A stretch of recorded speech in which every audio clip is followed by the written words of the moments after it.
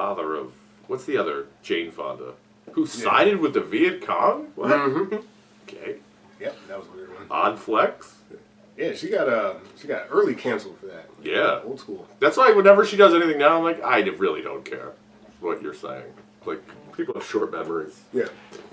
Not me. You put out a fucking exercise tape, I'm supposed to feel better about you? Like, God forgives, I don't. Yeah, God forgives.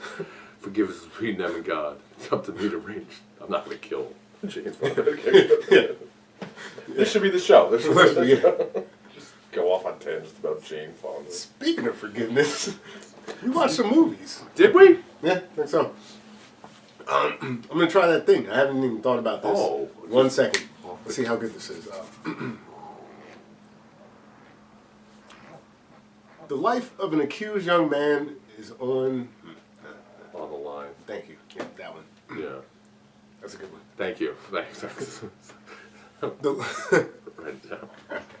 the life of an accused young man is on the line. What stands between him and the execution? Yeah. Yeah, because one's the electric chair, one's the other thing. Yes. The life of an accused young man is on the line. What stands between him and the death penalty is the assessment of 12 jurors. Would they be happy? No, these jurors are very angry. Very angry. It's a hot day. Hot for justice. Hot for justice. Will the evidence be overwhelming and condemn this man to death, or will the jurors find that perhaps there is an alibi, or maybe there is value to every human life? We'll see. We'll see. All this can only mean one thing. We watched 12 Angry Men on this episode of Retro vs. Remake. Retro vs. Remake!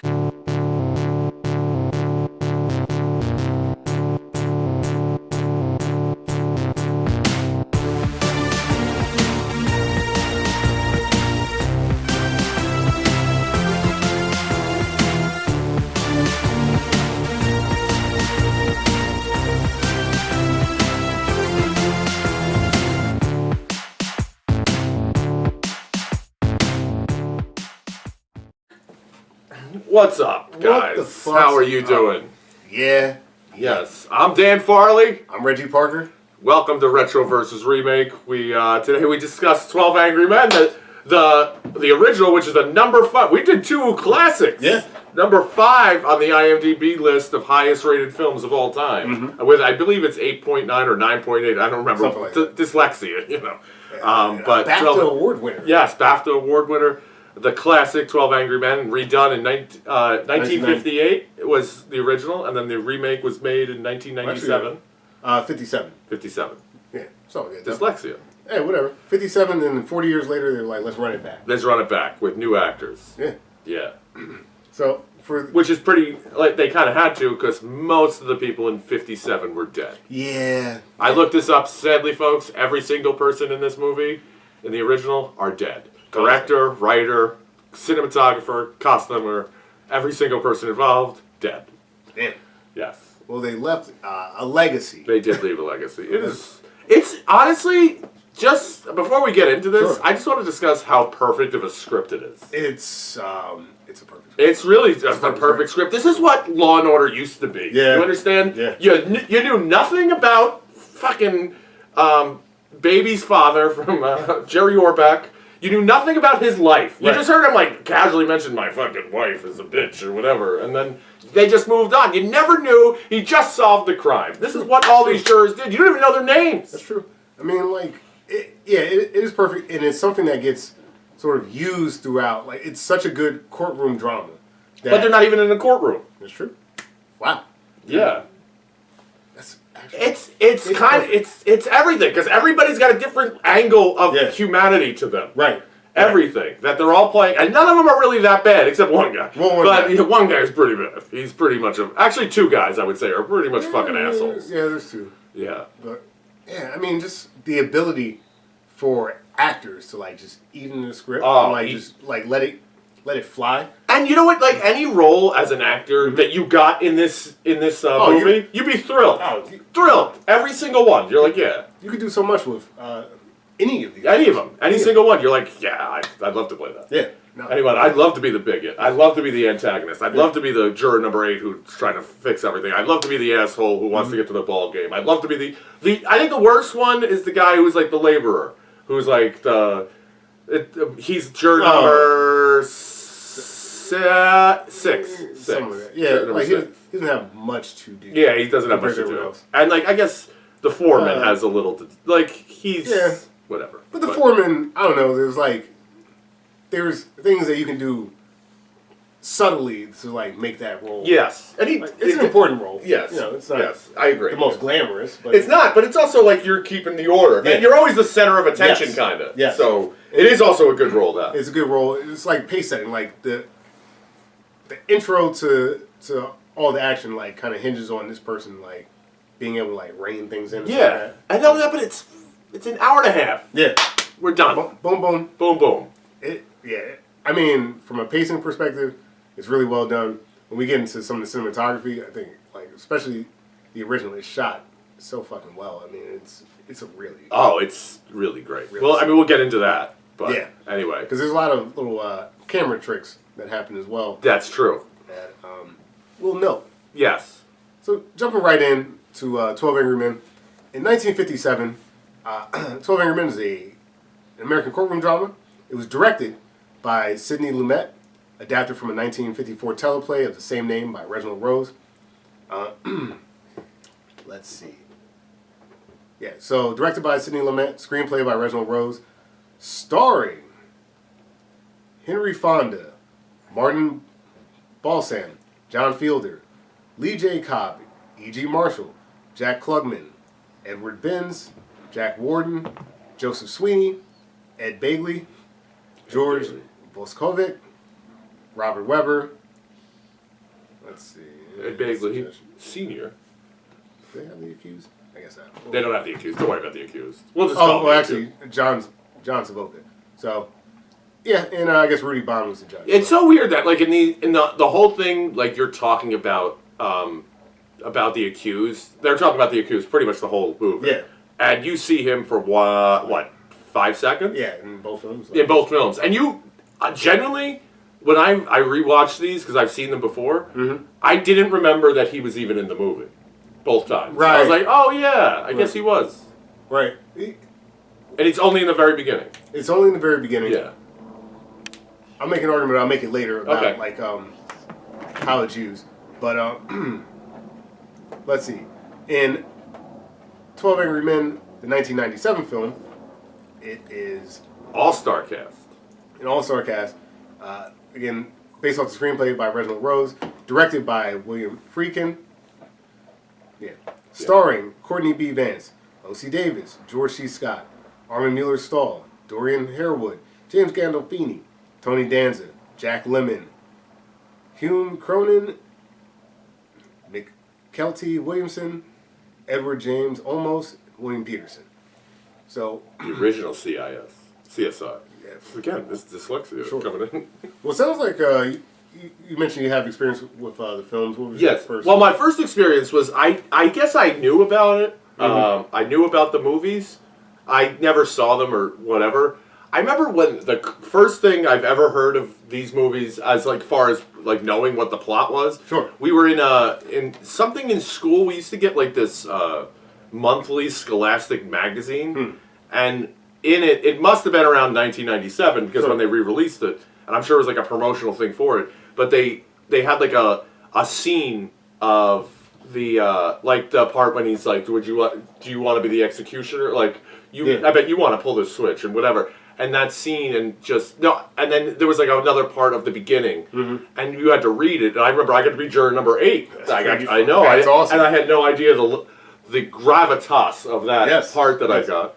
But then we were going through. We had to read the whole part. And I remember they had a picture of the accused in it. They got the kid in the remake one, and they had a picture of him like looking on, almost like praying to them. Right. And then I saw it. I don't remember ever seeing him in the movie ever until I rewatched it this time.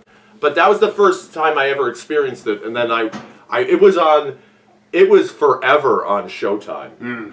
Was the remake. So I saw that before I saw the original. Okay. And then I saw the original, and then all this stuff, and then I've seen it on so many other levels because I thought it was great. Like I've seen the play of it performed several times. That's awesome. And some of them were like remade ones where it's like an all black cast, and then except for like the Spanish dude or whoever they put in there. But also I've seen an all black cast, and like the guy was like from Mumbai or whatever, and they were all like kind of like this fucking guy like the whole time, and it was pretty interesting. I've seen it redone so that it was all white guys in like the 50s too at the same time. I've seen it done like a bunch of different ways. It's really interesting.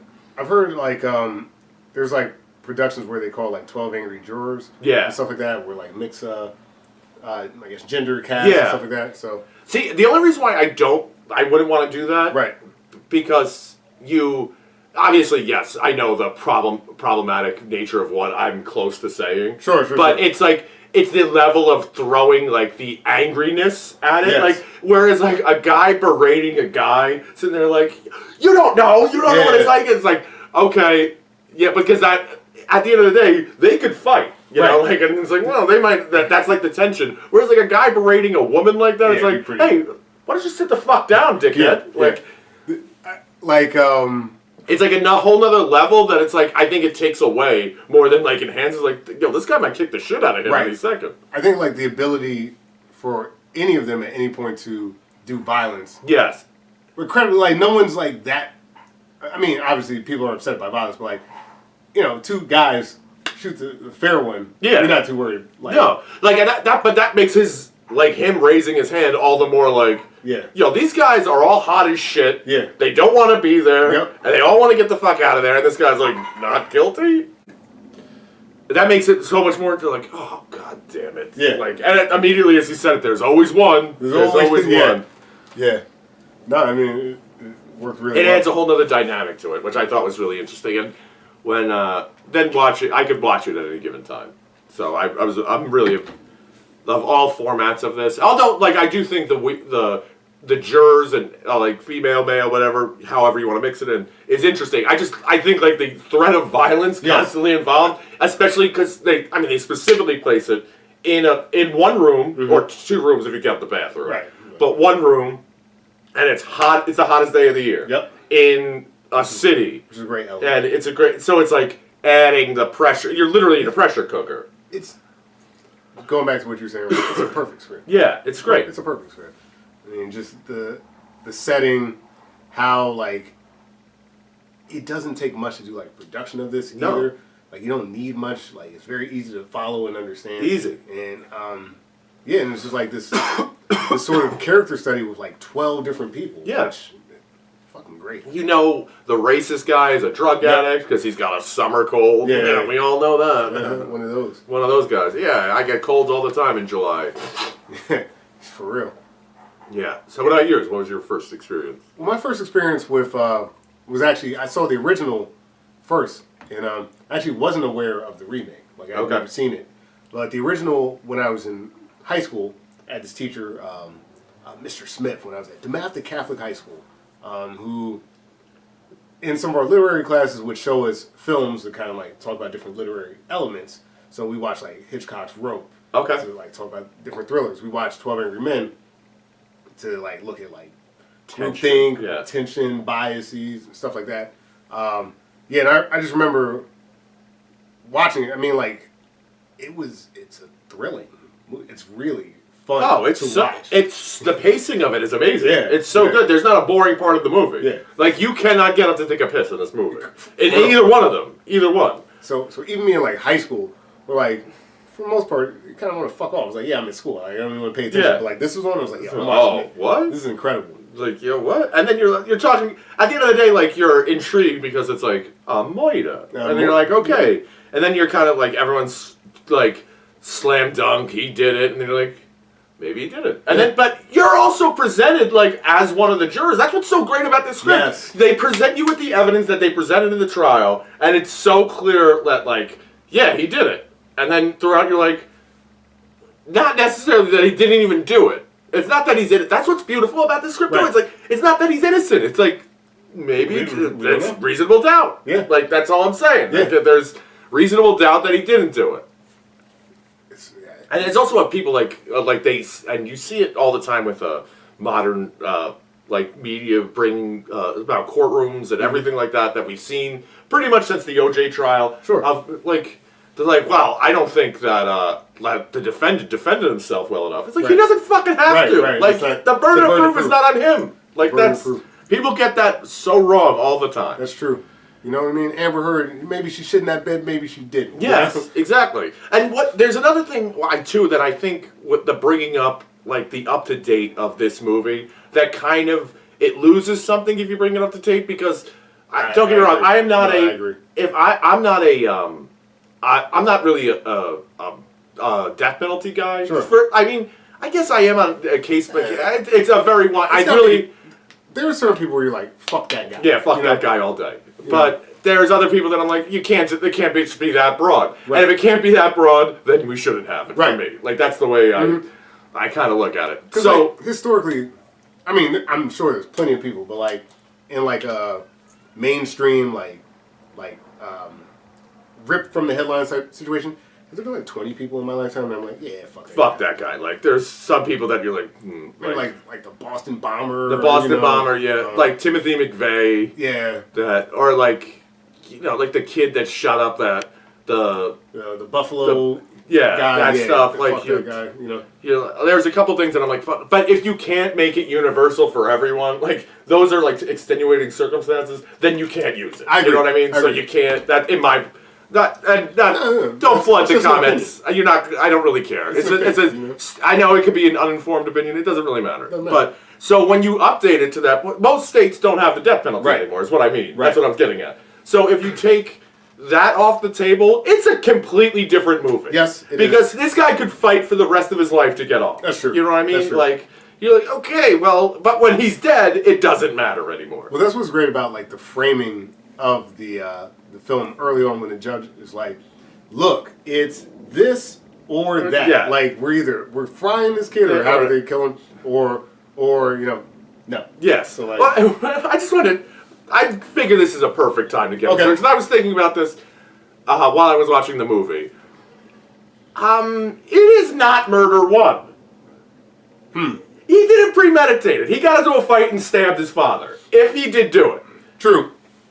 So at most that's murder too. He's not the death penalty. He didn't think about it. He didn't plan it. Right. Sure, he went out and bought a knife. Has nothing to do with like him planning. That's well, they said that in the movie. It's like, well, he probably just got into an argument again and just stabbed him. He's like, fuck this. Right. It wasn't like I left. Then he's like, I gotta get the fuck out of here. Yeah. Like, which is all the more reason why for the panic. You're making a great point. I know. I should have been this guy's lawyer. You must. You really should have been. Because everyone conceded that like. Your Honor, at most this is manslaughter.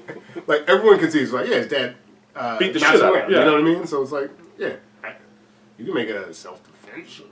Self-defense. You can do a lot of stuff. Yeah. He needs a better lawyer. He needs a much better lawyer than this. But I don't know. It's like he needs juror number 8. Or he needs juror number 8, which I just hope for my inevitable murder trial that juror number 8 is there. Okay. Well, wait. Can we prove? Can we prove Dan did that? Oh, that's so good. Yeah, but it's my god, like from the rip too of like just I don't know, like it's and what I love about his argument is not that he's not taking a he's not taking a defiant stance. Right. He's literally saying, I don't know. Yeah. I have no idea. I don't know how the fuck you guys can be like, let's kill him. Yeah. Like immediately. Especially like the nonchalant angle that they all take. Yeah. Gonna fry this bastard. Like, Jesus Christ. Guys, can we pretend like we... Yeah, exactly. Like 5 minutes, slam dunk, hey. It's so funny. So what's for dinner? Like, type of shit. Like, what the fuck? Like, even I would have more, we discuss books, despite our ignorant comments that we say often. But I was reading In Cold Blood. Right. And one of the things that, like, there's a part of that book that these two guys definitely murdered this family. Right. They talk about it, they planned it, they said everything. It was first degree murder. Yep. They get the death penalty. Spoiler alert, they die from the hanging.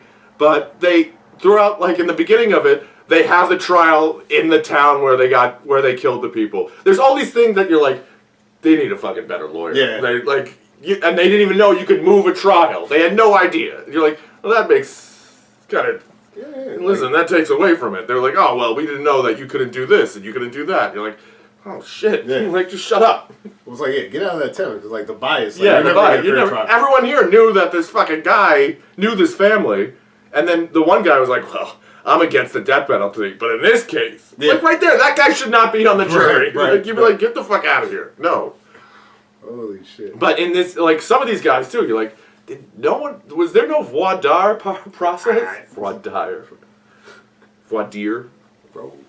Voir dire process? Like, what, did no one do anything? And don't get me wrong, if you have a public defender, you're in a lot of trouble anyway. You are in a lot You're in a lot of trouble. I've seen the stacks of work that those men have, and it is not pleasant. There's They barely know your name. I don't think he's gonna mind me telling the story, but our comedy friend Gordon Baker Bone tells us he had some sort of thing he had to defend himself against in the court of law, and the public defender comes up to him and is like, "Man, you're fucked." Like and we started talking about this case that had nothing to do with Gordon's thing. He's like, "What are you talking about?" He's like, "Hey, you're Frank blah blah blah, aren't you?" He's like, "No, I'm Gordon." He's like, "Oh." Like, could you imagine? Like, that's a start to like. It just goes to the next guy. You just hear him like, "Boy, you're fucked." Like, it's like, oh, it's from like a different room. Oh, there he is. There he is.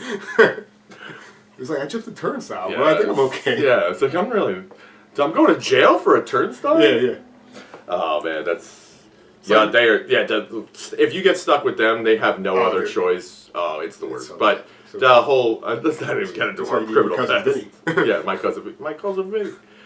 Oh man, there's two youths. But so I guess where do you want to start with this? I'll hit the synopsis real quick. Okay. And then that way we can just dive. And the synopsis are the same. Oh, it's absolutely. the exact same thing. Let's see. In the sweltering jury room of a New York courthouse, a jury prepares to deliberate the case of an impoverished teenager accused of stabbing his abusive father to death. The judge instructs the jury that if there's any reasonable doubt, the jurors are to return a verdict of not guilty. If found guilty, the defendant will receive a mandatory death sentence. The verdict must be unanimous. Yeah. At first, the case seems clear. There's a neighbor who testified to witnessing the defendant stab his father from a window, through the windows of a passing elevated train. Another neighbor testified that he heard the defendant threaten to kill his father and the father's body hit the ground. Then as he ran to the door, he saw a defendant running down the stairs. The boy has a violent past. He's recently purchased a switchblade of the same type that was found with wiped off fingerprints at the murder scene. In a preliminary vote, all jurors vote guilty, except for juror number 8, who believes that there should be some discussion before the verdict is made. Throughout the films, juror number 8 and then many other people provide different evidence and claims that go either for or against this death penalty. There's a lot of heated debate. There were 12 angry men, and by the end of the film, we find out. Wow. Hey, JB. It's his cat.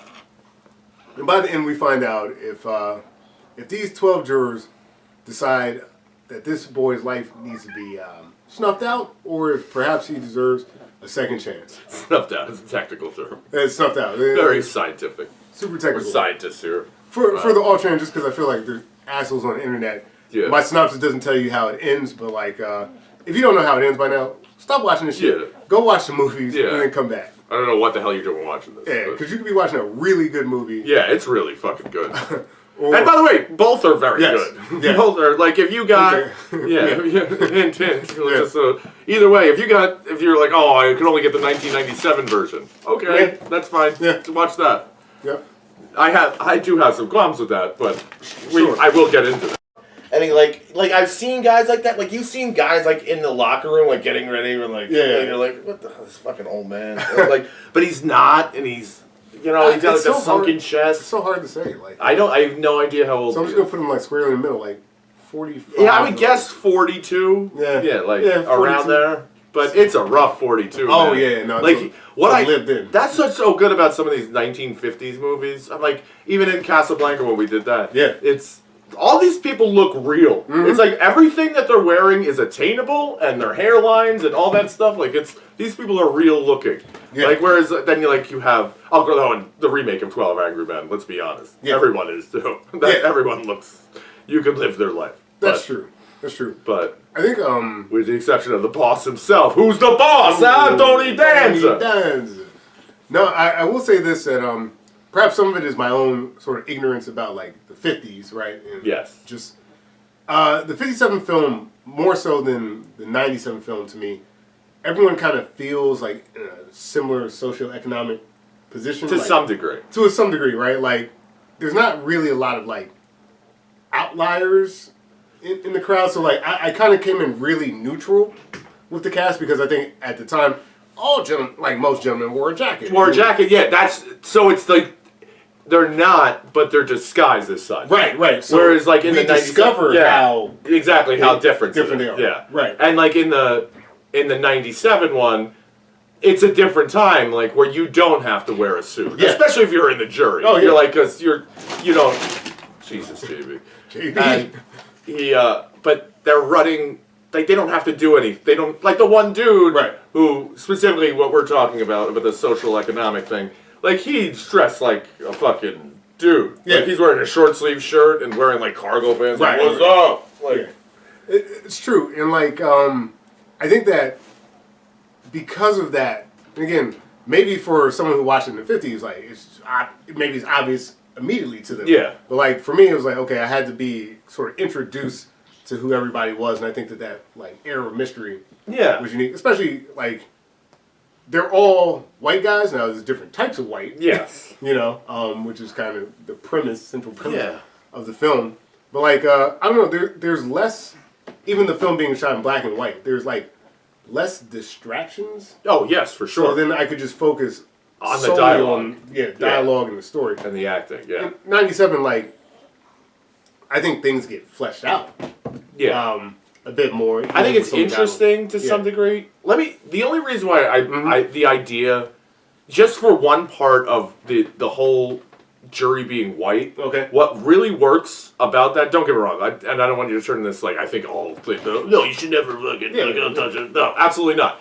But the only reason why it works, one part works specifically because they're all white, and it works so much more in the 57 one, is because they, when the guy is like saying, like, you know how they all are, the one guy who's a bigot, he thinks that everyone's on his side. Whereas, like, no, we're not. We're not a fucking crazy bigot like you. Whereas, like, in the 97 one, it's like, no one's like on the fucking Nation of Domination. Like everyone, like from the rip, everyone's kind of like, he's already the outlier. He's wearing the fucking hat. Like he's got the bow tie on. You're like, all right, well, it doesn't work as much if the guy's like a black racist. I agree. Like, and then like he has to make these different illusions. We'll get into all this, but like he has to make these different illusions. Like it appeals to other black characters. Like, bro, you get what I'm saying. Right? And you're like. No, I don't at all. No, bro, like I don't at all. And then like I've seen it when I saw it as the all black cast, and like the guy who was like from the Zulu Nation was the foreign dude. Yeah. And the guy was being all racist. It works just as well because then all of a sudden everyone's like, "Fucking no, we're not talking. Like we're not the same here." Like it's nuts. But if they're all one thing, great. If they're all not one thing, they're all mixed up. It's kind of different, Yeah. So it doesn't work as well because the guy, like, he's saying, like, "Am I right?" Like, and trust me, as a white guy who's talked to many a racist, they'll say things to me like, "Yeah, am I right, guys?" And I'm like, "Fucking no, man." As a black guy that somehow is like heard some of these conversations, like I don't get why people forget I'm black sometimes. I've heard that. Like, you know what I mean? Like, not like you, or like, like, I know a couple of ones that are, like, even this cliches he says in it, like, not all of them are bad. I know a couple that are pretty good, but for the most part, you're like, what the fuck are you talking about, man? And they expect you to be like, oh, yeah. But you're not. Which is actually super powerful in the movie when he's, like, the rant isn't short. Yeah. He's like, so it was like, and he's trying to keep grasping at people. Like, am I right? Yeah. Am I right? Yeah. Am I right? Yeah. In both of them. It's really good. What's, to me, early on in the film, again, before we talk about the jurors, I did want to talk about the different judges in the film because I think the framing of the two films, the movie still worked with the same script. Nothing ultimately really changes. But I think the framing is a little bit different just from the judge's demeanor. Yes, the judge. Oh fuck, the Oh, judge. If there was a weak link in the 57, Yeah. it's the judge. Yeah. Like, So Rudy Bond plays the he's judge. like yawning and shit. Will not entertain a recommendation for mercy. The death sentence is mandatory in this case. You're faced with a grave responsibility. Thank you, gentlemen. Yeah. Rudy Bond Does plays not the judge care. in 57, and then Mary McDonald, who's Judge Cynthia Nance. Who's the first lady in Independence Day? If there is a reasonable doubt, you must bring me a verdict of not guilty. That's off. That's fucking awesome. Yeah. That's fucking awesome. But you're right, like, I think the framing, because you're right, Rudy Bond is just like, and He doesn't give a fuck. if you, because it's just another, I guess, it was an Italian guy? Like, what? Who is the I don't accused? know what he is. Like, German? He looked like Franz Kafka. He really did. So I guess we'll bring that into it as well. And That's in the 97 one, he's definitely Latino. yeah, Not even close. definitely. Definitely. In 57, John Savoca is the defendant.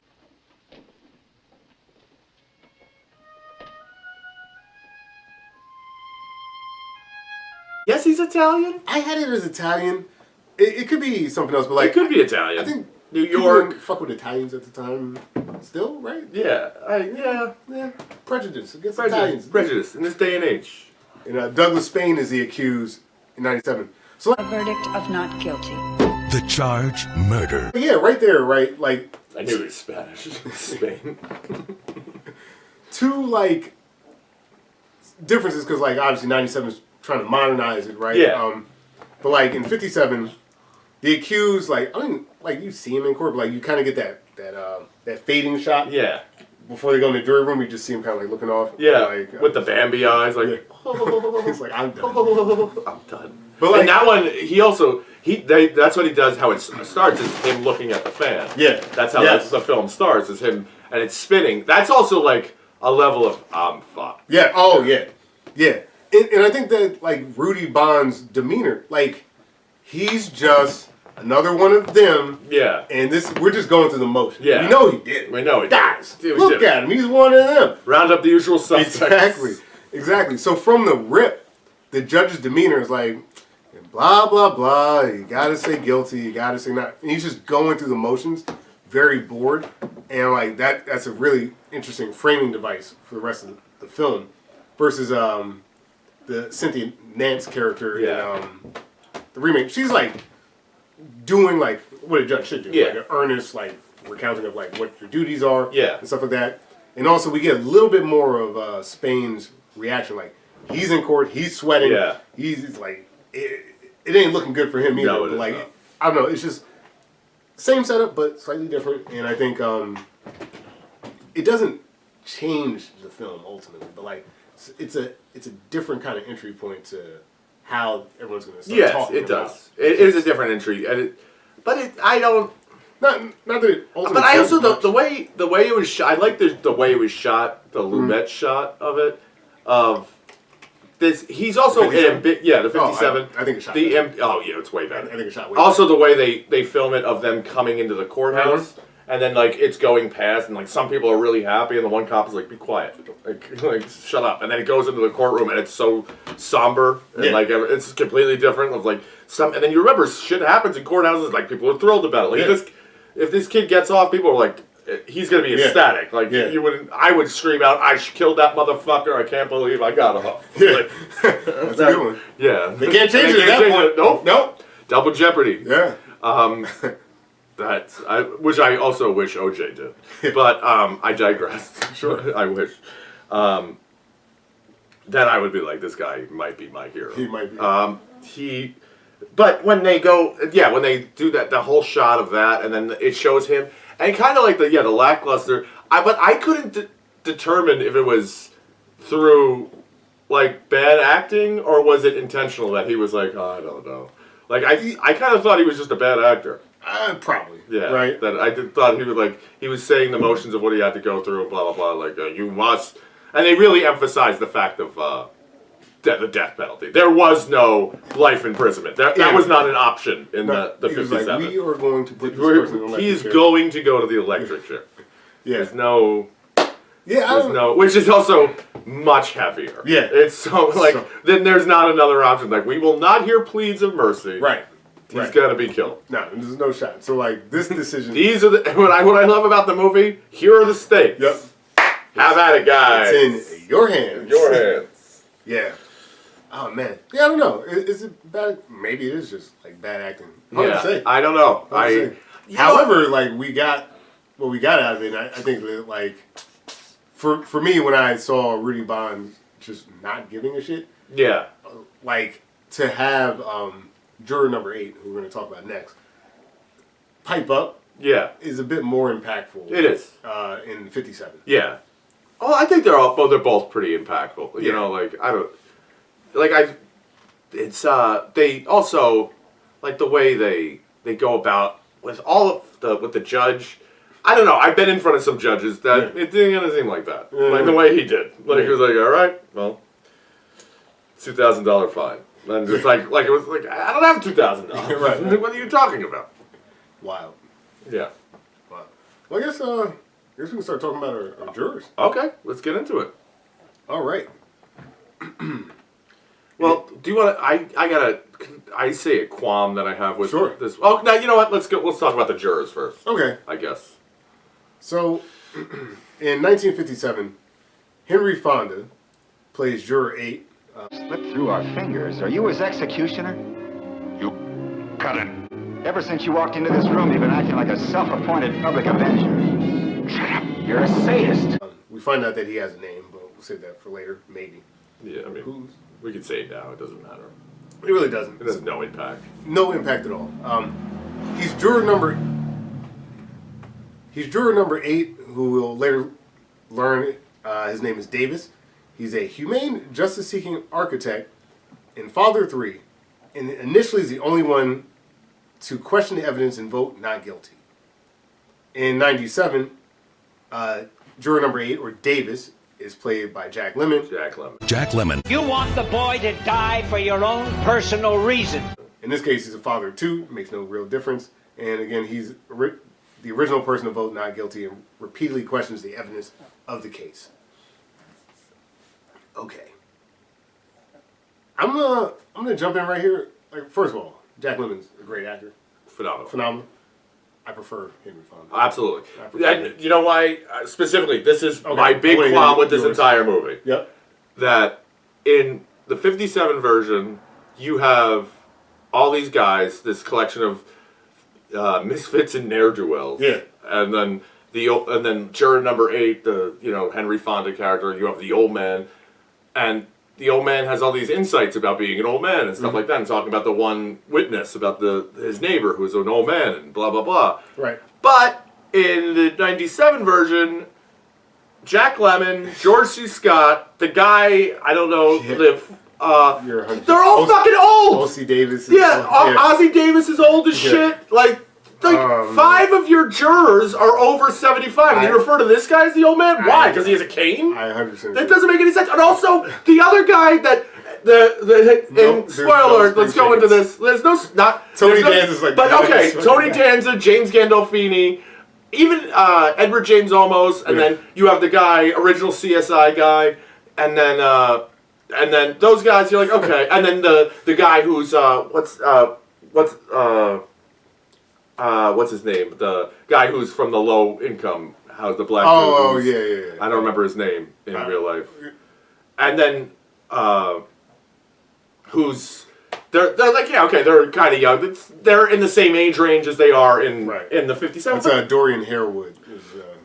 Fucking George C. Scott died 2 years after this movie came out. Not even. I think he died like a year later. It's like, yo, this guy, he is not young. Jack Lemmon is fairly old. Yeah, Jack Lemmon is grumpy old man Jack Lemmon. It's not. This is not The Apartment. Yeah. This is not Some Like It Hot. This is fucking Jack Lemmon. Like, I can barely walk. It's like, I don't think when he was like doing the mimicking the old man walking around, he's just walking. Like, he's not even limping. Really, it's like Jack Lemmon's just walking now. And also, they have they make that point about Edward James Olmos being the foreign guy. Right. The fucking old guy across who's well dressed, who's like the rational guy, he has an accent. Sigmund Freud. He's clearly not from America. It doesn't. I love that these actors are in it and they're great actors, but they're fucking miscast, man. They don't belong. That guy doesn't belong here. No one questions his accent. He's like, yes, I went to the movies the other night, and everyone's like, this fucking foreigner over here, but. But the guy across the table was like, "Oh, so you grew up in Brooklyn?" Right. No, that is a problem with the '97 film. Is ensemble cast. Yes, great. Yeah. But like, you're right. Some of it's taken away. Like Peter Fonda. Now, again, we're like he's of an ambiguous age, but he to me like one of the younger people in the room by like appearance. And also, like, looks like he can hold his own. So, like, when he's like pushing back, I could see why people are like, I don't love that he's making these points, but like, I'm not gonna really like. There's never really a sense of like, oh, I'm gonna like beat this guy up. Yeah, you know what I mean. There's like not anyone in the room that I think like looks like they could just fuck him up. No. So by far, like it. Nobody by far can do it. Right. You know like what I mean? maybe they could, but like it looks like it'd be pretty even if that. Yeah, exactly. happened. Exactly. You know, versus like Jack Lemmon, like shut up, old man. That's what I would say. Yeah, shut the fuck up, you old bitch. Yeah, the movie. What's his name? George C. Scott is talking about his son is 32. It's like, how old were you when you had this kid? Like 58? Jesus. I know. No wonder you can't relate to him. Like, you should be his grandfather. These kids, they don't listen to the phonograph anymore. I called my father, sir. Okay. The best recast, the two, I'll say three best recastings that I could throw in that they did was Courtney B. Vance, who is phenomenal. I love Courtney B. Vance as the foreman, who has such a soft-spoken voice, but it's so soft and authoritative, and it could also be so soft and terrifying at the same time. It's like, I don't care, like that kind of level. And then the labor worker as James Gandolfini. I was like, perfect. Yeah. Could not be better. Yeah. James Gandolfini pre-Sopranos. Like, this is like a year before The Sopranos. If anything, he was filming the first episode of The Sopranos. Probably. He probably was. And then Tony Danza as every New York person ever. That's true. And then also Ozzie Smith. I love Ozzie Smith. Oh, I love Ozzie Davis, sorry. Yeah. He was Ozzie, which I'm going to call him Ozzie Smith several times, but Ozzie Davis in the... I love him in everything. I really do. I also love that he could be such a blithering idiot, a fucking drunk, or he could be like a judge. He does He could be everything. So well. He's so good. I'm actually thinking of like other movies where he's had like the emotional scenes, like the drunk thing. I forget. Do the right thing. Yeah, that's exactly what it is. Like he's fucking perfect. Yeah, he's the mayor, and then he's just great. I always love him and everything.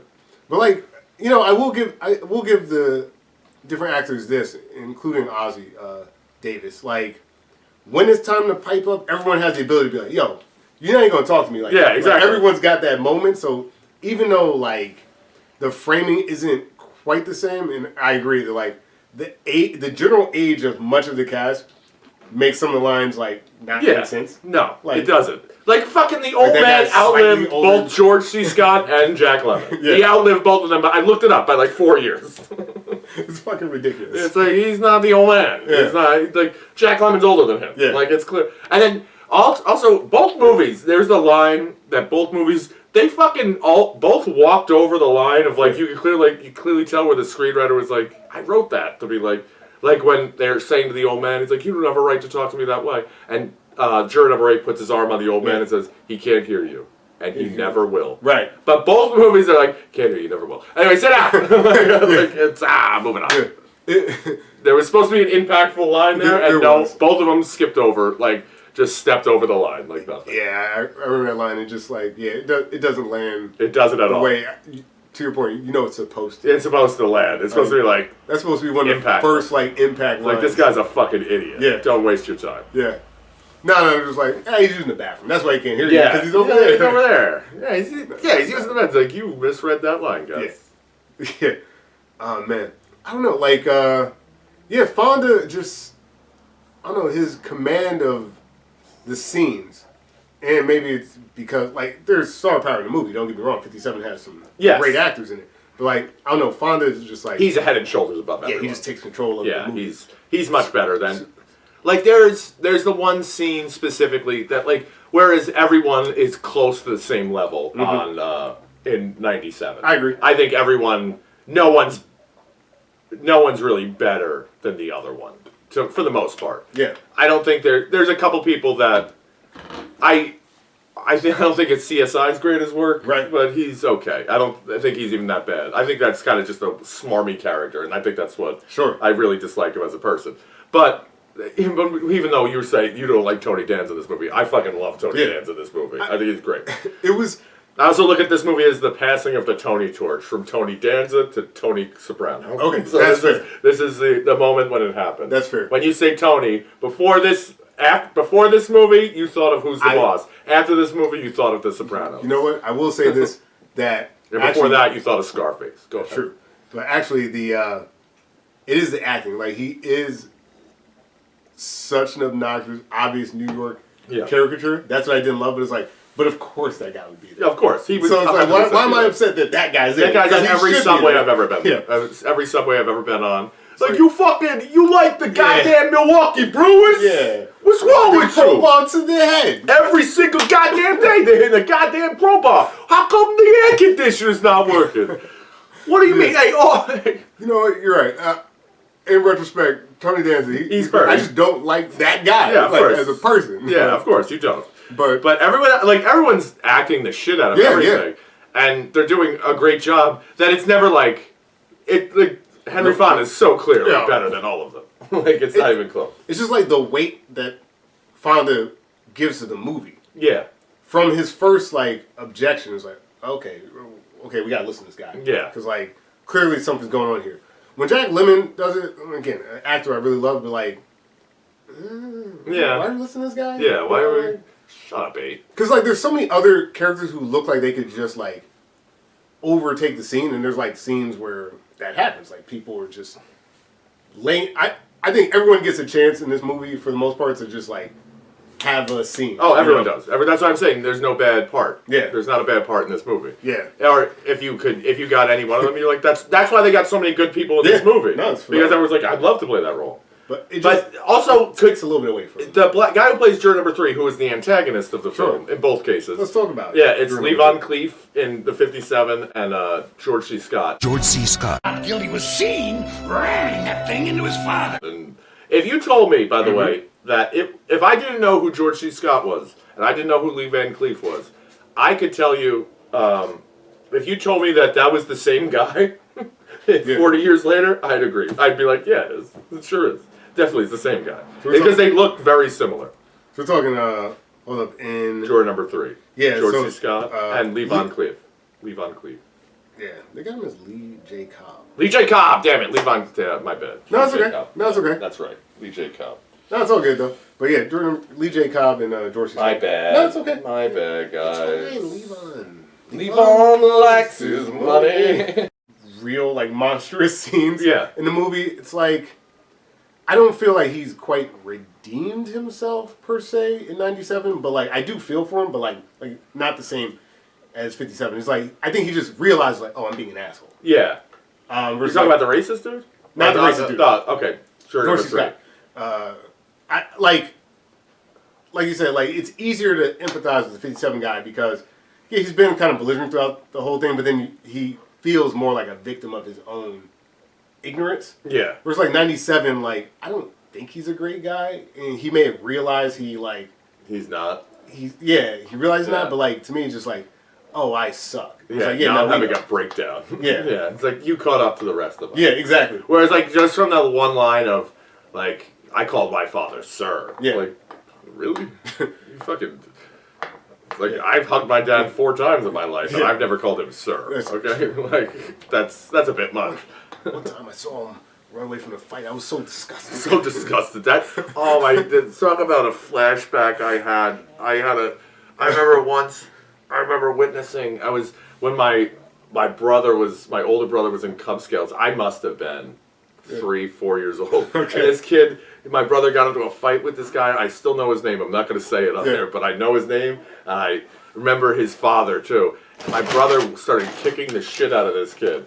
And then the dad watching the fight, this kid's dad was watching the fight, and the kid's name was Mike, and just started screaming, "Get him, Mike! Come on, get him!" Like, it did not break up. These kids were 7. Like, fucking break it up, man. Yeah, like, you're looking as an adult, like, he is definitely younger than I am now. Like, that man in that story. Like, what are you doing? Break it up! But he was like, "Get him!" And everybody's like, I was so disgusted. Like, my father would be like, "What are you, an idiot? Like, you're not fighting this kid." Right. And like, you know, it's kind of implied. It's like kind of between the lines, right? Like, is he very different than the murdered father in this? Like, that's exactly what you know. The parallel is exactly. He was like, yeah. He said, "I'm gonna make a man of you." So it's like, I made a man out of him. I nearly broke him in half. He's putting hands on this kid. Yeah. And cut. Yeah. But no, like, yeah, that is the parallel, right? It was like, yeah, he probably put his hands on that kid a couple times. Oh, absolutely. Could see himself getting murdered by his own son, and maybe he would have deserved it. Yeah. But also, we don't know if the son murdered him, so you know that's the whole point, buddy. Like, don't project your son murdering you onto this trial. And when it comes to projections too, at the same time, you have the guy in. That again, it works so much better in '57 was the bigot, the guy who's so bigoted against everyone because everyone drifts away from him, and his coming to let's just so you guys know, eventually, if you don't watch the movie, I don't know why you're watching this or listening to this. Either way, but juror number 8 slowly persuades everyone to realize that there's a reasonable doubt in this case. That's basically what the concept is, and the bigot comes to the realization that only when everyone else is like, what you're saying is disgusting, and no one wants a part of you, sit down and shut up, you fucking racist. Like, nobody wants any part of your bigotry. We don't want anything to do with you. You're out of your mind. And it takes that like drastic alienation from him to realize, of all these people that are the same race as him, to go, man, I'm fucked up. Like, but in the '97 version, then he's like, maybe I am letting this clown Mike. Okay, maybe he's not guilty. I'm gonna say, I'm gonna agree with you guys. I fucked up. I really need to do some soul searching. I fucked up bad. But in the '97, fucking Bubba Gump is sitting there with his Nation of Islam hat on. He doesn't realize that. He still keeps going and does not care the fact that he's like an asshole, a bigot, and a racist. And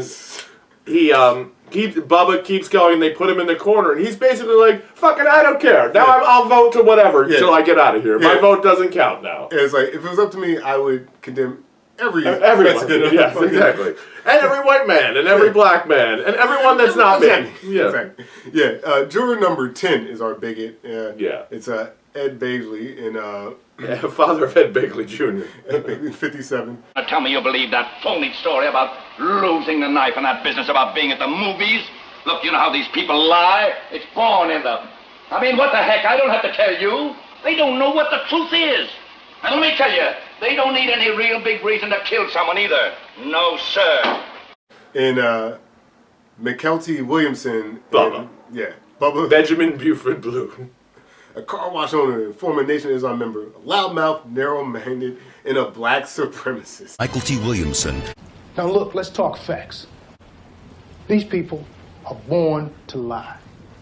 Now that's the way they are, and no intelligent man's going to tell me otherwise. They don't know what the truth is.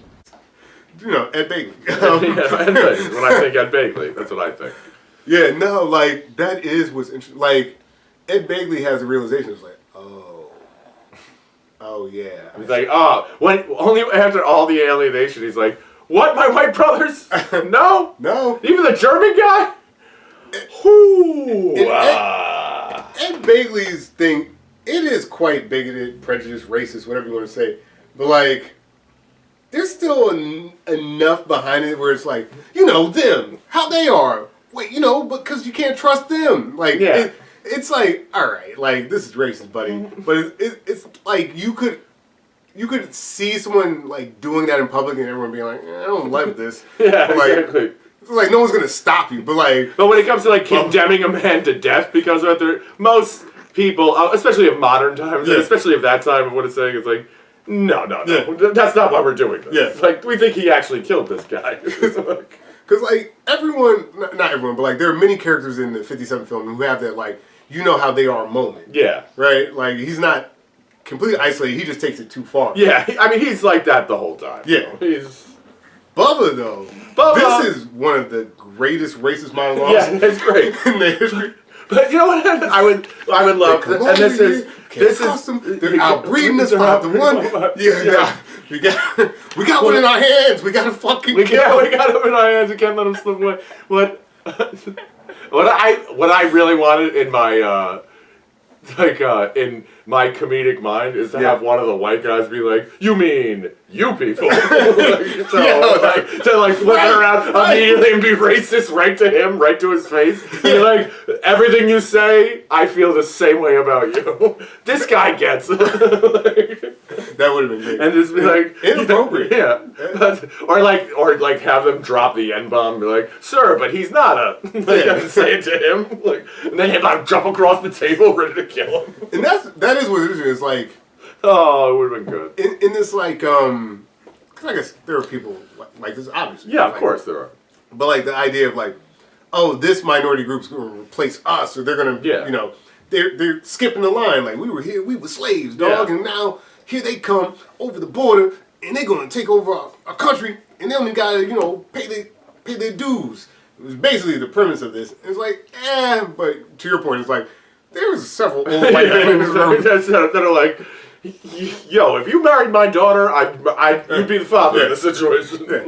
Now, James Gandolfini, I don't think he's a racist, but some of the characters he played, Tony Soprano, when Meadows dated that black guy. That's when he said that to the you want those Nation of Islam guys? Yeah. Especially because he's doing the Tony Soprano voice through the entire movie. Yeah. You want those Nation of Islam guys? You can stay with your people, I stay with my people. How about that? Yeah. I was waiting for that comment to come. That would have been great. That's also a great moment too. That it works so much better in the '97 version of James. In the '57 version, they're talking down to the old man, and the laborer guy's like, "Hey, you say something like that guy again, I'm gonna knock you out." Like showing that, like, don't disrespect the old man just because he's an old man, he can't defend himself. I'll defend this old man. Right. And it's like, okay, in the '57 version, first of all, everyone in that room, you and I would kick the shit out of him. Like, it's not even close. But in that '97 when James Gandolfini is like, "You say that again, I'm gonna knock your fucking teeth out." You're like, "Oh, that guy might actually do that." Yeah, he might act, and he's actually threatening. Tony Soprano is actually threatening in this. That's right. In both films, that's juror number 6. Yes. Edward Benz in the '57 film, a tough but principled house painter who objects to others, especially the elderly, being verbally abused. Yes. And of course, Gandolfini. Juror 6, and it's just Gandolfini. He's that dude. He's just James Gandolfini. I love when he hit the line and was like, "Yo, what? Again, might step on you." Yeah. It's like, you knock Paulie down. Oh, it's so much better. Yeah. It is better. Yeah, that just especially him and don't get me wrong, Jack Warden's great. I mean, his outfit. Yeah. Jack Warden as the juror number 7 with the tickets. He has juror number 7 in both has tickets to the Yankees in Cleveland, and wants to get out of there in a quickness because he's afraid that he's going to miss the game with holding up with jury duty, judging the fate of a man's life. Because the Yankees in Cleveland, and they got that new pitcher. Bellini or something. He really whips it in. McCluskey. He's a real bull. Yeah, he's a real bull. He really whips it in. You know what I mean? They both do it twice. They're fucking great, by the way. Actually, I'm coming back around to Tony Danza. Tony Danza's perfect in this movie. I want no more insinuations. You're absolutely right. That's right. But why did you buy those tickets? Yeah, why'd you buy those fucking tickets? You're on a murder trial. Did you think it was going to be a short day? Yeah. You thought they're like, this trial will probably wrap it up around 4:30. It's like, you're on a jury of a murder. Yeah. I guess you don't know, but... He's a slur that none of us are saying, but we're all thinking it, so this will be pretty quick. It's pretty quick. You know how they are. Yeah. These fucking guys. One of them. But yeah, what's interesting about, I guess, was that Juror 7, right? Juror 7, yeah. Is the just general indifference. Yeah. Of it all. Yeah, he is so... But he's also... There's something about Tony Danza that he does so perfectly in this. It's this bravado, but it's also he's spineless. Yes. He is absolutely spineless. Yes. Like he has, I don't know how to say it, like just a, hey, you want a piece of gum? Like, hey, we're all right. And James Gandolfini's like, yeah. But he doesn't take a stand at all. Like Right. he is a complete coward. That's true. But he's the most outspoken, like, it's so hot in here, let's get the fuck out of it. But he was completely just a coward throughout the whole thing. And you never, and Tony Danza really nails that. He really does. Like, no, I'm not. Why do I gotta go first? Everyone, this guy, we should go in order. Yeah. No, and he's like, and you can see how how panicked he is thinking that, like thinking I have to go first. Like, oh no. Yeah. Do you think that there's a reason why? I got the juror in my head, but it's juror number 5 in both films. It's Jack Klugman. Yes. Who's juror 5? Who's a Baltimore Orioles fan. Yes. Grew up in a violent slum and is sensitive to people talking about slum kids. And it's Dorian Harewood, who's a healthcare worker who grew up in Harlem. Who's a Milwaukee fan. A Milwaukee Brewers fan. Why change that? Right? Yeah, I don't understand why change it. Because I guess Baltimore was a little bit better in the 90s. Maybe like, hey. They definitely were better. But they weren't, yeah. But like a Yankees fan wouldn't care. Yes, they would. But like that, the year before that happened was the year that Derek Jeter hit the home run and that guy reached over and pulled up in Camden Yards. And he caught the home run ball and they called it a home run. True. But they beat them to get to the ALCS that year. Okay, that's fair. I guess. Plus, they're the same division. Yeah. So they don't like each other. Like it's different. Yeah, I guess like the commentary wouldn't be just like, oh, you poor bastard, you like the Orioles. Yeah, I mean the Orioles have sucked forever. Yeah. So it would be. I mean the Brewers. I didn't know why you'd change it. Yeah. Because it doesn't make any sense. There's no reason to like change it to the Brewers. That's like, the point I'm trying to make. Right? Yeah, it's like why change it? You're right, but it's it's more reasonable. Like I don't know if there's a out of the left field of like a fucking Brewers fan. Yeah. Like sometimes though you do see that. And, like I've definitely had that conversation. Like so who's your team? And they're like. Yeah, the fucking, I don't know, the Trailblazers. You're like, the fucking Trailblazers? Yeah. Why? Yeah. It's I guess that. It's like our friend Seth is like a Suns fan. It's like, cool. It's like, okay, I guess. Well, you're not front running. Yeah. Well, he was. I mean, he's been forever, so it's definitely not him. But I don't know. Yeah, I don't understand the change. That's what I'm trying to figure out. Doesn't make any change. And also, the one change that they made that really is a big change. Is with Jack Warden and Tony Danza. What they do, they're both initially obsessed with the heat. Since it's so hot, Jack Warden tries to turn on the fan, and Tony Danza tries to turn on the air conditioner. One of those makes a huge difference. Okay, like when it comes on, after the air conditioner's on, you're like, I could be here all night. I don't give a shit. Like it changes the dynamic of the whole script completely. That it's an air conditioner. Yeah. We know when the fan is on. Who gives a shit? This is still hot as fuck. That's true. Now, from a filming perspective, because we talked about the difference. I think personally, I think 57 is shot better.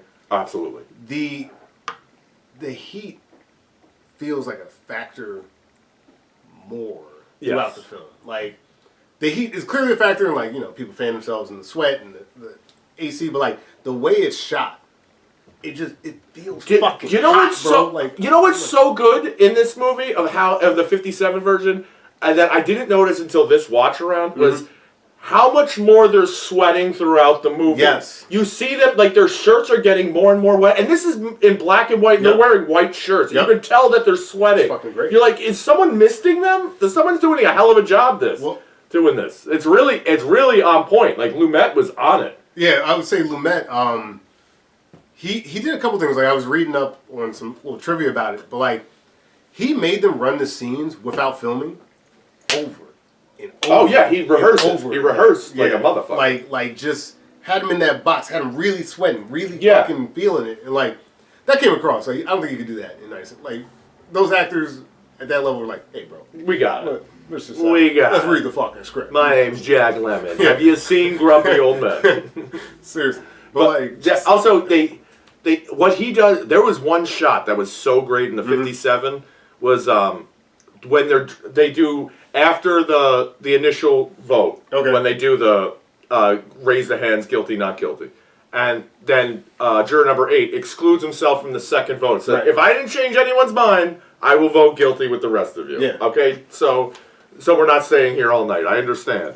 And they do a secret ballot. And then the way he films getting all the secret ballots together and then him reading one after another. Yeah. And then after another. Without changing, you're just seeing the foreman's hands flip it over. Yep. One after another. Guilty.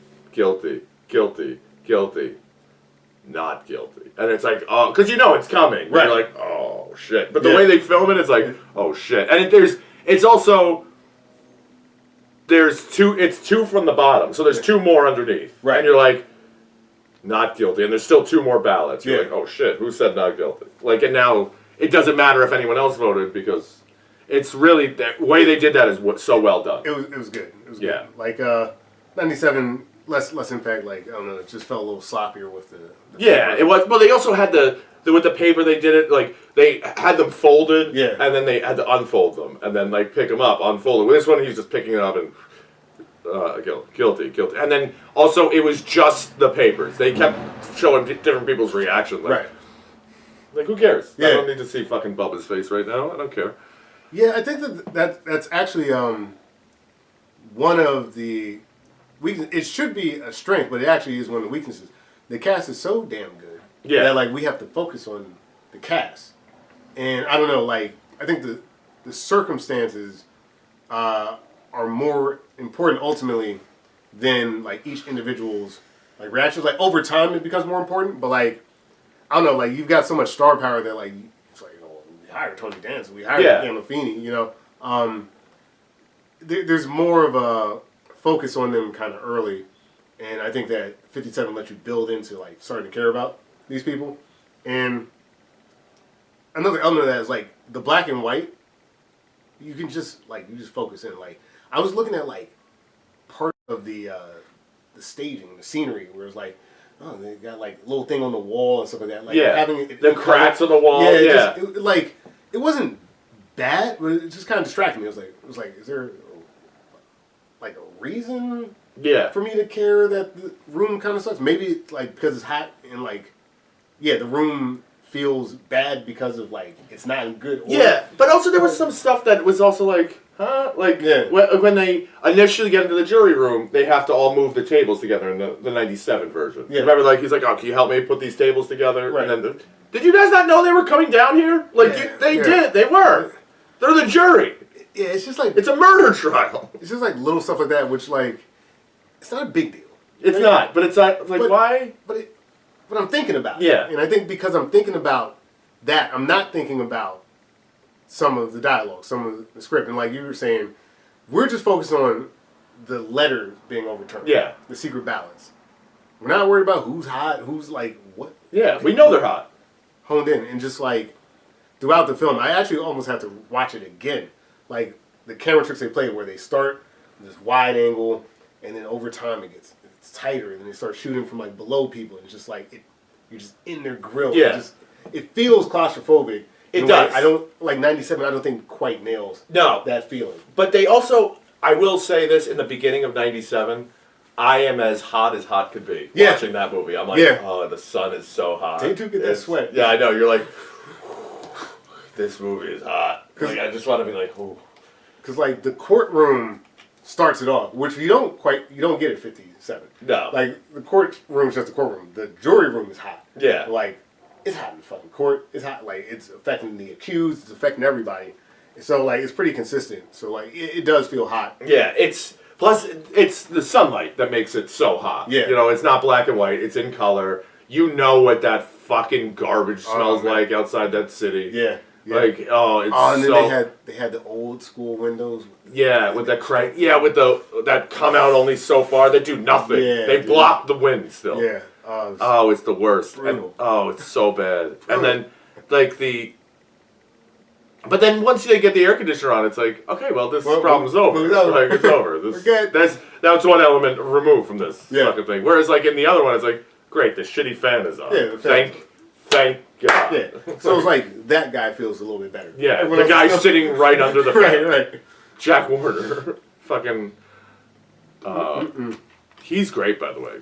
Oh, he was great. He's great. I do appreciate him.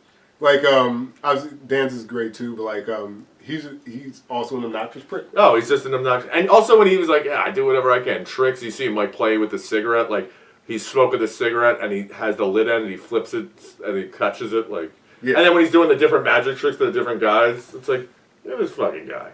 Yeah. Like I really believe that he was that, you know. Well, you brought up some other characters. I'm gonna basically hit us with the twofer right here. In the 57 film, Martin Balsam plays Juror 1. He's also the foreman.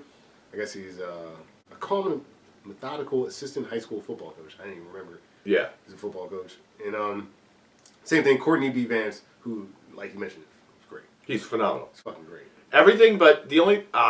also, I didn't remember in this, because I remember that he was a high school coach, but...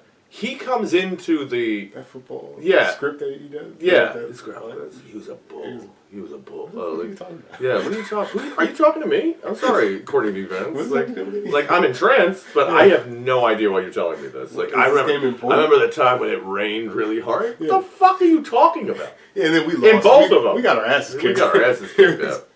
But man, he was so heartbroken. What? Who? But he comes in dressed as a like a football coach. Yeah, you're right. And you're like, why are you wearing this jacket? Yeah. Like, why are you... It's ridiculous. Like, I don't understand. Like, it's so hot. Like, I'm hot watching this, so I know it's hot. And then he's got, like, the hat on, and once he takes it off, it's like he could be anyone. Right. And I forgot that he comes in wearing that. So, like, when he revealed later on that he's a football coach, I'm like, yeah, I know. Yeah. You had the fucking shit on. You might as well have a whistle. Yeah, literally. Might as well just came in with a whistle. Yeah. Oh, man. Like, that's one where, like, 97, you know, I don't want to say a small role. There are no small roles in the film, but, like, you know, he's able to kind of elevate this character. Oh, you know what he nails more than anything? He nails when he's like, "Hey, you want to be the foreman? Yeah, you want to be the foreman? You can sit in this chair." When he gets Bubba, he's like, "Come on, Bubba. You want to sit down? I'm like, go ahead. Let's go, Bubba. Come on, sit down." But then the other guy was like, "I don't want the job. You can sit there. Come on." Well, I got an investigation to the Bates Motel to look into. That's right. What's respectable about like Courtney Vance's take there is that like, oh no, I ain't no bitch. No, he's like, you want to fucking sit in the chair? Exactly. He's like, oh, I know what you're about, brother. Like, and he's doing like that shit. He's like, oh. And he just kind of like puts him in. And it's almost he puts him in his place because it's almost like he knew what was coming before. Like he's like, oh, I see where I know where this guy's voting. Doesn't matter. And like never has to do it again. Nope. He's like, that was your one. Oh, you want the chair? That was your one. And him getting up, he's like, by all means, take the. Oh man, he does the whole thing. He like kills it, and then also it's like in like that moment too when they're like saying he's like, I want you to take notice, white people. We are not the same. Right. Do you understand that? Like, do you understand what's happening? He's got the goofy. It's like, I got a polo on. I love Jesus. I got a nice fucking tie on. Yep. I'm a goddamn coach. Yeah. I love football, hot dogs, and America. It's great. And even like you know, like race, I guess is more of an element in 97. Like I think having him also be black is useful. I guess because they're I guess one of the main antagonists is like the brothers. So having that I thought it was interesting. Yeah, I don't think it was. It was like good. It was good, like in the parallel of no, my brother, and he's like trying to patch it up, and Courtney B. Vance is having none of it. He's like, fuck this. And even like he kind of says it to Ozzie Davis, and he's like, Ozzie Davis is the one that says, "Shut your filthy mouth." Like, yes. So that the stick through our fingers. Great parallel. So in 57, Juror 2 is John Fiedler, who stinks in the 50s. He's meek and unpretentious. I'll tell you what, they had those marks on the nose. I mean, He fucking stinks. he's a bitch. He's a bitch and a half. He's like bitch. when he's literally the character that every black comic makes the white voice about. Like, what's going on here? Yes, it's him. This is him. Tight ass white boy walking down the street. All right. White guys drive like this. That's exactly. Hey, buddy, you're making a little too much noise. Hey, why don't you keep it down over there? I gotta work in the morning. Yeah, he's that guy. He fucking sucks. But Ozzie Davis, so like Kills him. Oh yeah. Plus, he's like a meek guy, but he's also like the nervous speaking. Yeah. Like you could tell like it's not so much that it's not that he doesn't know what's going on. He gets nervous like speaking. He's almost got a stutter. Yeah. And it's so good.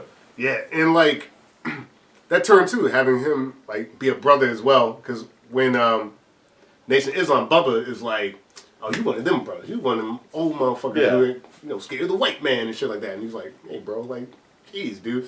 But then he's like, no, shut the fuck up. Yeah, you need to shut the fuck up. Like that ability to just pipe up at the end, like, he's great. You need to shut your filthy mouth. Now sit down and don't say another word. Great. Meanwhile, he's like, why don't you be quiet? I'm like, fucking. You gonna let this egghead talk to you that way? They do have. Yeah. I got him too. Fucking shut up. Fucking worst character. He was the worst. He really was he was the stinkeroo of them. And then also the part that they upgraded, which he had so little to do, and was that they speaking of upgrades, and was that, and then Edward James Olmos as the man of foreign nature. The fact that like the only reason why that it doesn't work in the '97 is because he's clearly Latino. Right. So and the other guy in this, like I almost wish you never saw The Accused. I wish you never did, so you didn't know what he was. Right. Because like same. I read him as Latin, and then I think Bubba had one line about like Middle Eastern people or something like that, which I was like, did he? Yeah, there was like one kind of throwaway line. Where, you know all those Middle Eastern slums? What are you talking about? I didn't quite. In '97. I didn't get that. Yeah, I don't get that either. Wait, you want to take a pause for a second? Sure. I just want to get another ice cube. We're gonna come in at juror 11. Juror. Juror. We're not doing too bad. Hour 20. Okay. Plus we're coming around the mountain. I don't mind the sun's images it shows. Chocolate lava cake. Oh yeah. Oh yeah. Trader Joe's probably. What? So that's probably from Trader Joe's. Where's the Trader Joe's at? Yeah, North Brunswick. Over by the Staples, the Walmart. Yeah, okay. All that shit. Actually, I was over there earlier. I had to drop some shit off. Trader Joe's? Staples. Yep. Oh, I forgot the fucking keyboard. Oh, I'll remember eventually. Yeah, I'll give it to you. Yeah. I know. Sure. It's a Logitech, by the way. Oh, nice. That's what it is. Anyway. Yeah. We pour get that going. Hot day. You know, Hot that day. sweat. Get that soda. Just zoom in. Oh, it's still sweating. Anyway. The Rorager. The Rorager. Okay. So, yeah, so, going to that, you're right. Juror number 11. It doesn't work as much.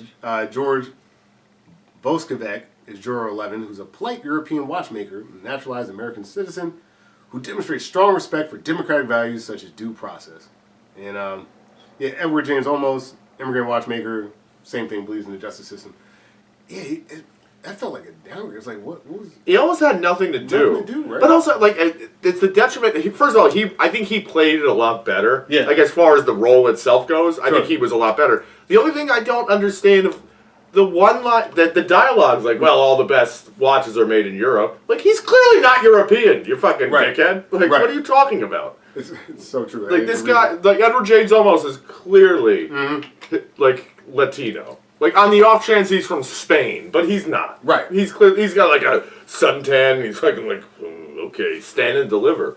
Yeah, and like, you know, again, like you said, the actor may be better, but like, in the context of like, the 57 racism is still Eurocentric. Yeah. Right. It's like Italians, Germans, and stuff like that. So like, him being of European descent actually could matter. Yeah. Right, in terms of like his own biases and opinions and stuff like that.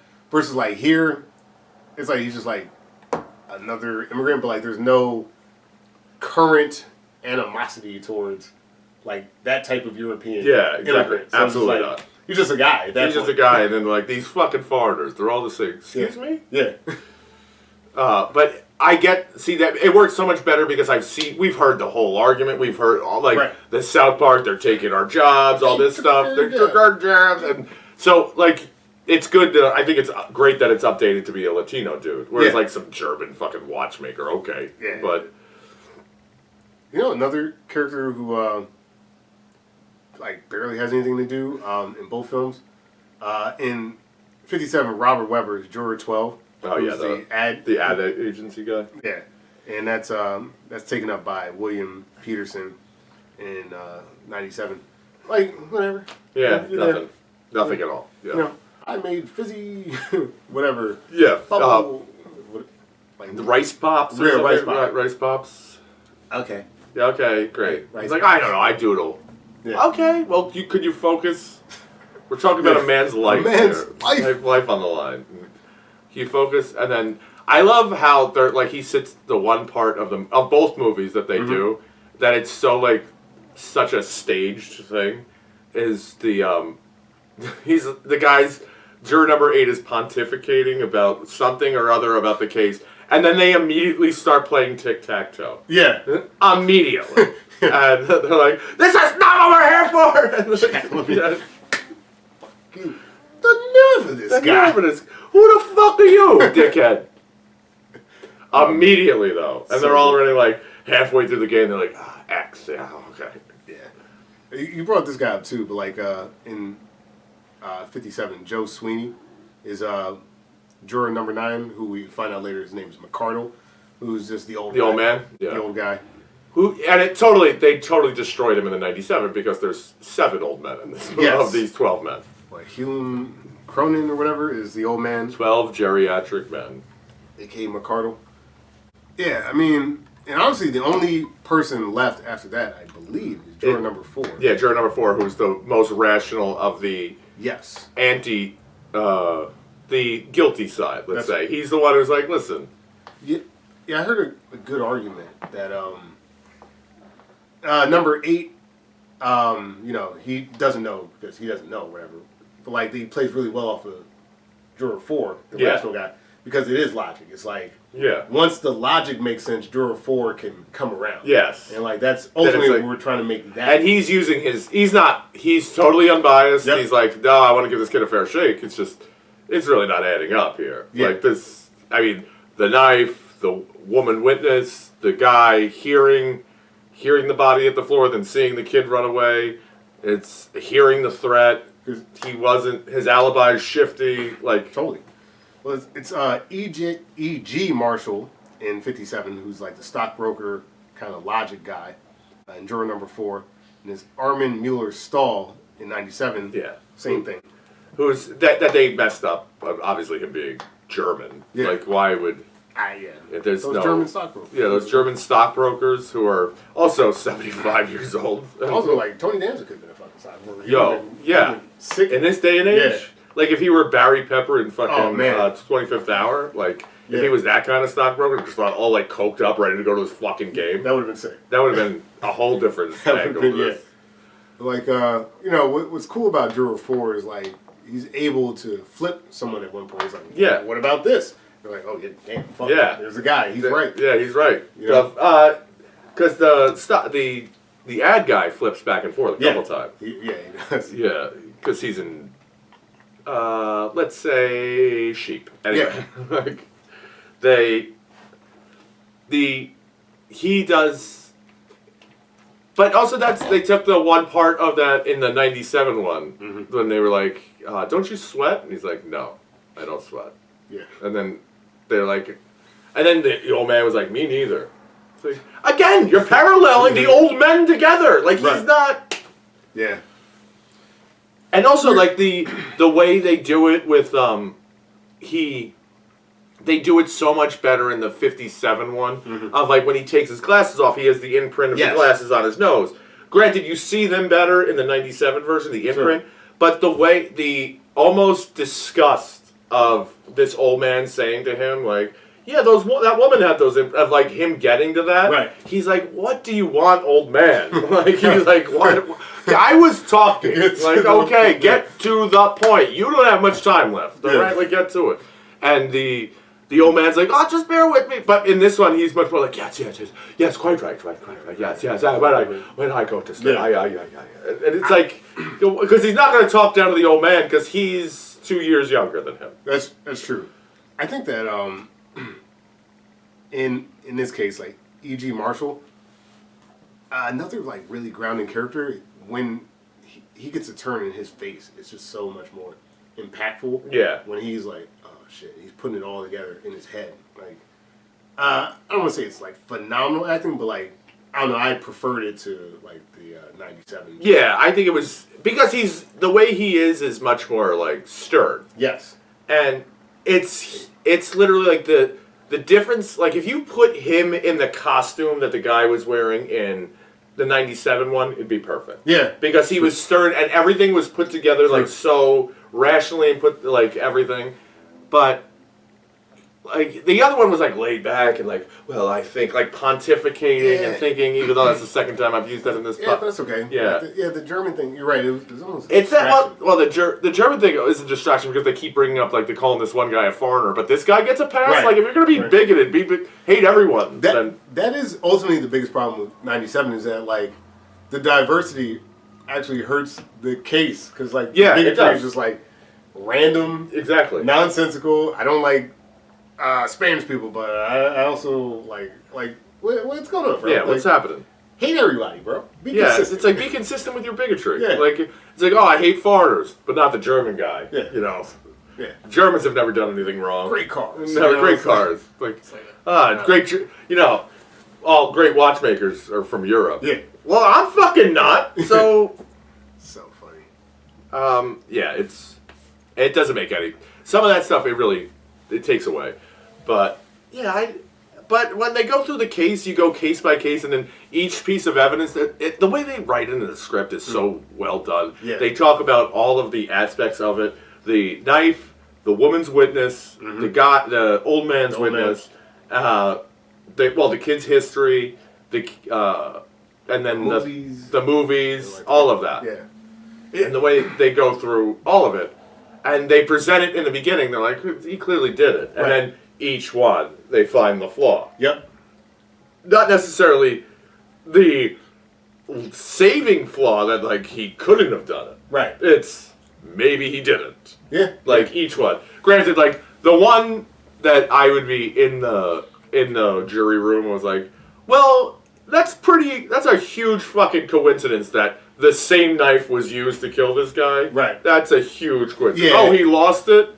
Yeah, it's like the idea, which I guess is why it's like kind of like the first real piece of evidence. Yeah. It's like, okay, but I mean, maybe there are like 10 of those knives. Yeah. I think Danzig gets to those knives like, there's still 1 in a million shots. Yeah. But like, yeah, it's very likely that he's like right there. He had the weapon. That knife that fell in knife my pocket. It's like, okay. No. Yeah. Like, I often drop my knife. I often drop my knife. Right. It's like saying, like, they're right there across the room from the viewers and for whoever's listening at home. Reggie has a PlayStation controller that's pink. Yeah.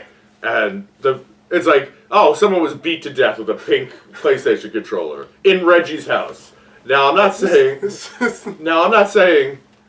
Oh no, I lost that controller. Well, that's fucking convenient. No, my cousin borrowed it. Yeah, that's last week. Well, do you have it? No, it's gone. It's gone forever. Yeah. Oh, then that's like, well, that's not the murder weapon. Yeah. Huh? No, the other evidence is like much more compelling, but like the the drama of the knife Yes, going down. That's good. It's good, but like Also, him pulling out the knife is fucking absurd. It is. Like it's. It is. You know, you have to. Well, especially nowadays, because you're never getting that through a metal shot detector. you would have got that in there. Yeah. You know, no shot. No shot. But You know, you can't buy those switchblade knives. Oh yeah, then how did I buy one? Yeah. Yeah. I stab him like Yeah, this. like this. I like that. You think I'm about 5 inches shorter? Yeah. Yeah, even a little more so. Let it be more. Man, let it be more. Nobody's hurt. Nobody's. That's Jack Lemmon's reading of that line. Yeah. Is nobody's hurt. It's terrible. Yeah, it's really bad. Nobody's hurt. Whatever. Yeah, there's like I don't know. There's some moments that feel fleshed out and strong in '97, but like overall, I think there's just more moments in '57 that just feel tight. Yeah, I think it is tighter. And like I said, if you're gonna go like the racist route, it's better that everyone's white. Yeah. Like it's or everyone's black or everyone's Latino. Everyone's everything. Like everyone should be everything. Yeah, because like I was saying, this the sheer amount of diversity makes the bigotry kind of absurd. Because like to your point, like the different foreigners and stuff like that is like no one's taking offense here, but you're taking offense there, and like exactly. just pick, And then also like if you're like really racist, you're a special kind of fucking asshole if you're being that vocally racist in front of the racist you're talking about. Like that's a special kind. Also, I know like the jury of your peers or whatever. Who What are the peers? attorneys that Yeah. allowed this jury? Yes. I'm like, I would have saw Nation of Islam guy like, nah, we're good. Let's try first veto. That guy. Like, I would find it almost hard to believe that jury would have made it that far in the trial. Mm-hmm. You know, but whatever. I did like the aspect of juror number 8. I don't know. Maybe he's just really bad at his job. Like that's a good possibility. Yeah. Like maybe he's just plain stupid. Yeah, that's okay. Solid. So I guess couldn't come up with that idea. That's true. But I think Sidney Lumet's version, like the way he directs it too, is just so much better. It's so much tighter, and it makes, like you said, feel claustrophobic when you're supposed to. But also the alienation in such a small room, especially like when the bigot's going on about whatever, and you feel like everyone's turning their back. Like you're like, you did it, pal. Yeah, because like there's not like another kind of like reasonable way to respond. He's still going, isn't he? He's still going. But I do love the over the top of Bubba. Like you're right. It's getting through our fingers. You're like it. Like when I watched it, I was like, Jesus. He was like, they're coming over here and they're in there. I know who should be on Twitter. They're just breeding like dogs. I'm like, Jesus Christ. Aren't you like from Harlem, bro? Who are you talking about? Don't you know like several Puerto Ricans? Like what's going on, dude? Like I don't know. Like, they're outbreeding us 5-1. What the fuck? It's like they really aren't. It's like it's just this is just out and out like bold-faced racism. And just, I generally think both movies. Yes, he's fucking crazy, but I was like, ugh, I don't love this, but he's acting. Yeah, he is. And I don't. Have you ever like been in a hot situation and a handkerchief did anything to help you? No, it never alleviated anything. But in all these movies, people are always like, patting themselves on the neck. Wave going. Yeah. If anything, if one person put the handkerchief under the cold water, then put it around their neck, it was like, well, this guy fucking saw Man vs. Wild. But never. And also the directing. Not that it's it's bad in the '96. No, it's just a little Law and Order-ish. It's a little like feels a little procedural. Yeah, it's like just the direction. It's just I don't know. It's just it's hard to say. Like I don't want to say it's a bad looking movie or anything. It doesn't look bad, but it doesn't look as good as the '57. No, I think '57 looks like really good. Yeah. And, maybe it is just the advantage of being able to do it in black and white. Yeah. I don't know. Like, I just feel in a elevated way, 57 is just stripped down. It's like everything that's necessary is in the film. Anything that's not, for the most part, is not there. Yeah. 97, they're like, there's lines that are added that, they're cool. More flavor, more color, I guess. But at the same time, it didn't bring anything. It's like it's just like, okay, where'd you get the Nation of Islam? Yeah. Like, I like that I get to hear James Gandolfini say that. Yeah. Does it do anything for the movie? No. It doesn't. Yeah, I don't know. And I'm sure there's all kinds of like camera tricks I may have to go back and watch, but just like 57 is so deliberate in that big wide shot at the beginning and the end of the movie, and I'm just not recalling something that dramatic of a shot in 97. Yeah, there wasn't anything. Yeah, there really wasn't. Like, and then there's a little bit, again, not a lot, but like a little bit more of the courtroom in 97, and it's like, it's like the action isn't that dirty. Yeah. That's where everything needs to go down. And also, like, I guess it was a commonplace in like the 57, but the hand dryers, first of all, in a New York City bathroom, using those hand dryers, I would never wash my hands. I would never dry my hands ever again. Oh no. Ever. I'm not touching that. No. There's not a chance in hell that I'm doing that. That's a pea spreader. No, that's whatever that is. Like, I'm not touching. Yeah, you're not getting dry. Yeah, no. That's all right. Well, we are done. The only thing I wish they didn't do in the 57 too is I wish he wasn't in like an all white suit. Yeah, you're like, it's a little too heavy-handed on this. Yeah, like, the guy in the white hat comes in, but it's a white suit this time. Sure. Okay. Overall, do you think this remake should exist? Well. So the remake, I think it should exist in the sense that, it was a teleplay, right? Like, yeah. So even 57 technically is like a bit of a remake in that sense, I guess right? so. I think the script is something that can be, like you mentioned earlier when you interacted with this in plays and stuff like that. It's a script that I think is so strong that I don't mind it being done over and over again, because like there's a lot of ways to do Macbeth. There's a lot of ways to do The Iceman Cometh. This is a very good, I was going to say decent, but it's actually a very good portrayal of this script. It's just a bit distracted for me. I think it should exist just because the cast is very good, but like 57 is a superior movie. Yeah, but I think it is. No problem with 97. I don't have a problem. I think I'm in the same exact boat. I think you could remake this movie every 10 years and make it a little different. Yeah. I think it'd be cool, and I'd be fascinated to see it, especially if you don't change the script that much. True. I think it's really good, but I think if you want to get really what it is, I think the 57 is far superior. Yeah. I think it was excellent.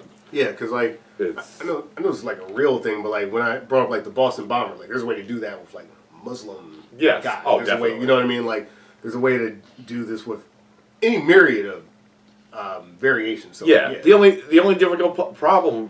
real difficult problem is having it in a city setting and having that city still have the death penalty. That's difficult to do, like both of those at the same time. Like the Boston Bomber didn't get the death penalty. I don't think so. No. Like exactly. Somehow. Like I know Timothy McVeigh did, but that's Oklahoma. Yeah. Anyway, not to drag on Oklahoma. Sometimes you got to get rid of some people. You know what I'm saying? Anyway, so that's been retro versus remake. Next, and I think we got So I kind of meant to do this earlier, but I forgot. It's okay. One does. I think recently they did a remake of House Party. House Party. The classic, I believe, 90s. 90s with Kid and Play. Mm-hmm. Two urban legends. Yes. Kid and Play. So I can't wait for this. I'm interested to see how they try to approach this like beloved franchise in the modern era. Me too. Kind of like 12 Angry Men. Yeah, I like 12 Angry Men. But I'm looking forward to should be fun. House Party. We should actually watch this together. Dude. I think we should 100%, do this. Yeah. 100%. Hell, whenever you want, man. Like I said, my weekends are pretty free lately. Okay. Now, when you say, cut this part, but like when you say watch, do you want to watch both? I don't give a shit. We can watch both. Cool. You could leave that part in too. We can watch both. That's fine with me. All right, cool. Yeah. So yeah, House Party is the next one. This is all right. This is a good episode. It's a great episode, and I do want to pull the switch. I I'm Dan Farley. You can find me at Dan Farley at Dan Farley18 on Instagram and JerseyDan18 on Twitter. Yeah.